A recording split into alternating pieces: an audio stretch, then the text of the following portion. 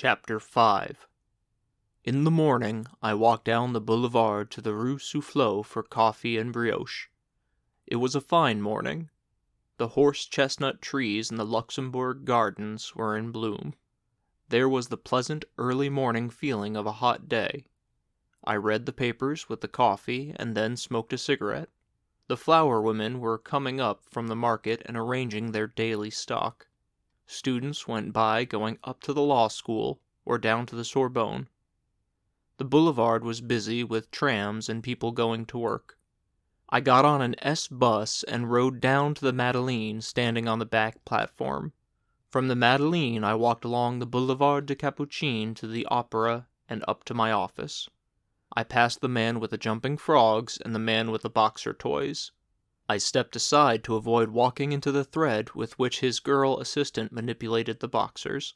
She was standing looking away, the thread in her folded hands.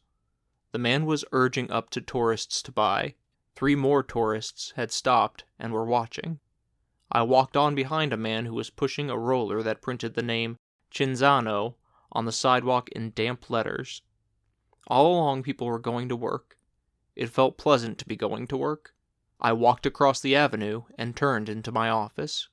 Upstairs in the office, I read the French morning papers, smoked, and then sat at the typewriter and got off a good morning's work. At 11 o'clock, I went over to the Quai d'Orsay in a taxi and went in and sat with about a dozen correspondents, while the Foreign Office mouthpiece, a young Nouvelle Revue Française diplomat in horn-rimmed spectacles, talked and answered questions for half an hour.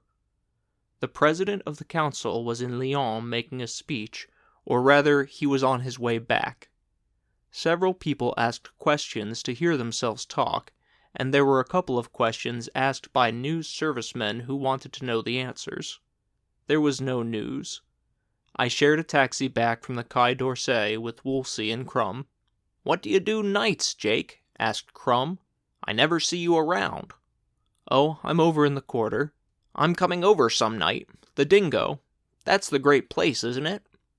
"Yes, that, or this new dive, the Select." "I've meant to get over," said Crumb. "You know how it is, though, with a wife and kids." "Playing any tennis?" Woolsey asked. "Well, no," said Crumb. "I can't say I've played any this year. I've tried to get away, but Sundays it's always rained and the courts are so damned crowded." "The Englishmen all have Saturday off," Woolsey said. "Lucky beggars," said Crumb. "Well, I'll tell you. Some day I'm not going to be working for an agency, then I'll have plenty of time to get out in the country. That's the thing to do. Live out in the country and have a little car." "I've been thinking about getting a car next year." I banged on the glass. The chauffeur stopped. "Here's my street," I said. "Come in and have a drink." "Thanks, old man," Crumb said. Woolsey shook his head. "I've got to file that line he got off this morning." I put a 2-franc piece in Crumb's hand. "You're crazy, Jake," he said. "This is on me." "It's all in the office, anyway." "Nope, I want to get it." I waved goodbye. Crumb put his head out. "See you at the lunch on Wednesday." "You bet." I went to the office in the elevator. Robert Kahn was waiting for me. "Hello, Jake," he said. "Going out to lunch?" "Yes. Let me see if there's anything new." "Where will we eat?" "Anywhere." I was looking over my desk. "Where do you want to eat?" "How about Wetzel's? They got good hors d'oeuvres." In the restaurant we ordered hors d'oeuvres and beer. The sommelier brought the beer, tall, beaded on the outside of the steins, and cold. There were a dozen different dishes of hors d'oeuvres. "Have any fun last night?" I asked. "No, I don't think so." "How's the writing going?" "Rotten. I can't get this second book going." "That happens to everybody." "Oh, I'm sure of that. It gets me worried, though." "Thought any more about going to South America?" "I mean that." "Well, why don't you start off?" "Frances." "Well," I said, "take her with you." "She wouldn't like it. That isn't the sort of thing she likes. She likes a lot of people around." "Tell her to go to hell." "I can't. I've got certain obligations to her." He shoved the slices of cucumbers away and took a pickled herring. "What do you know about Lady Brett Ashley, Jake?" "Her name's Lady Ashley. Brett's her own name. She's a nice girl, I said. She's getting a divorce and she's going to marry Mike Campbell. He's over in Scotland now. Why? She's a remarkably attractive woman. Isn't she? There's a certain quality about her, a certain fineness. She seems to be absolutely fine and straight. She's very nice. I don't know how to describe the quality, Con said. I suppose it's breeding. You sound as though you liked her pretty well. I do. I shouldn't wonder if I were in love with her. She's a drunk, I said. She's in love with Mike Campbell, and she's going to marry him. He's going to be rich as hell someday. I don't believe she'll ever marry him. Why not? I don't know. I just don't believe it. Have you known her for a long time?